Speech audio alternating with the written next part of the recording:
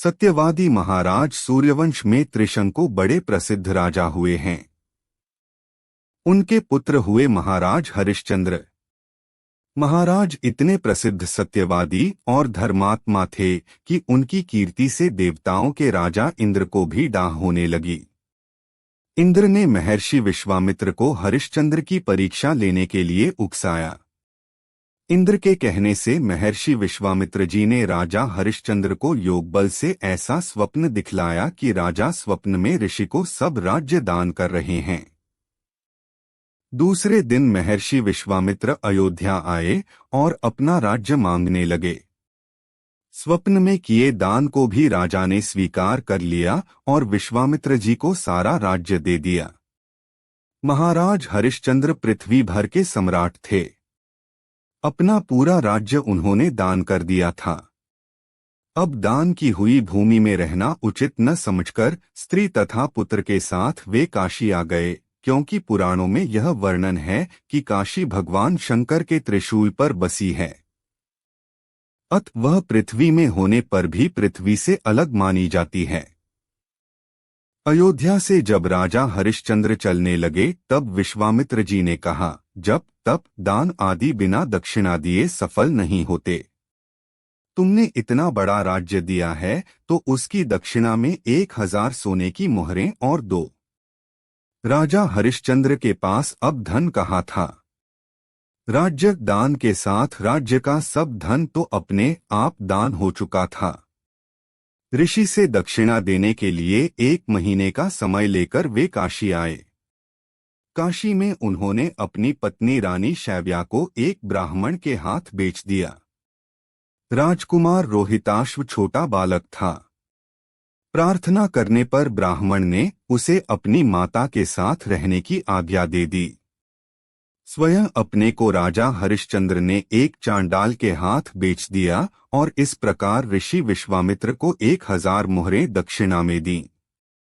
महारानी शैव्या अब ब्राह्मण के घर में दासी का काम करने लगी।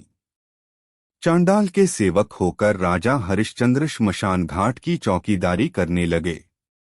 वहां जो मुर्दे जलाने को लाए जाते उनसे कर लेकर तब उन्हें जलाने देने का काम चांडाल ने उन्हें सौंपा था। एक दिन राजकुमार रोहिताश्व ब्राह्मण की पूजा के लिए फूल चुन रहा था कि उसे सांप ने काट लिया। सांप का विष झटपट फैल गया और रोहिताश्व मरकर भूमि पर गिर पड़ा। उसकी माता महारानी शैव्या को न कोई धीरज बंधाने वाला था और न उनके पुत्र की देह श्मशान पहुंचाने वाला था।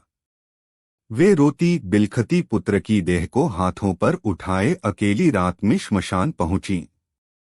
वे पुत्र की देह को जलाने जा रही थी कि हरिश्चंद्र वहां आ गए और मरघटका कर मांगने लगे।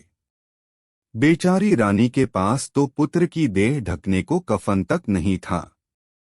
उन्होंने राजा को स्वर से पहचान लिया और गिड़गिड़ा कर कहने लगी, महाराज, यह तो आपका ही पुत्र मरा पड़ा है। मेरे पास कर देने को कुछ नहीं है। राजा हरिश्चंद्र को बड़ा दुहक हुआ, किंतु वे अपने धर्म पर स्थिर बने रहे। उन्होंने कहा, रानी, मैं यहाँ चांडाल का सेवक हूँ। मेरे स्वामी ने मुझे कह रखा है कि बिना कर दिए कोई यहाँ मुर्दा न जलाने पावे। मैं अपने धर्म को नहीं छोड़ सकता। तुम मुझे कुछ देकर तब पुत्र की देह जलाओ। रानी फूट फूट कर रोने लगी और बोली, मेरे पास तो यही एक साड़ी है जिसे मैं पहने हूँ, आप इसी में से आधा ले लें। जैसे ही रानी अपनी साड़ी फाड़ने चली, वैसे ही वहां भगवान नारायण, इंद्र, धर्मराज आदि देवता और महर्षि विश्वामित्र प्रकट हो गए। महर्षि विश्वामित्र ने बताया कि कुमार रोहित मरा नहीं है।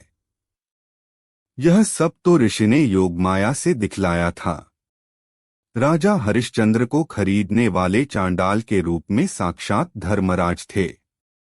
सत्य साक्षात नारायण का स्वरूप है।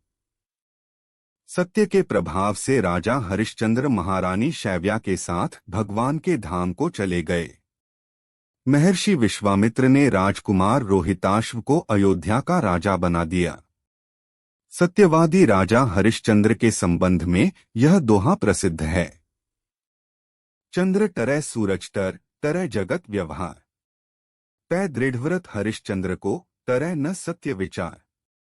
सत्यवादी महाराज सूर्यवंश में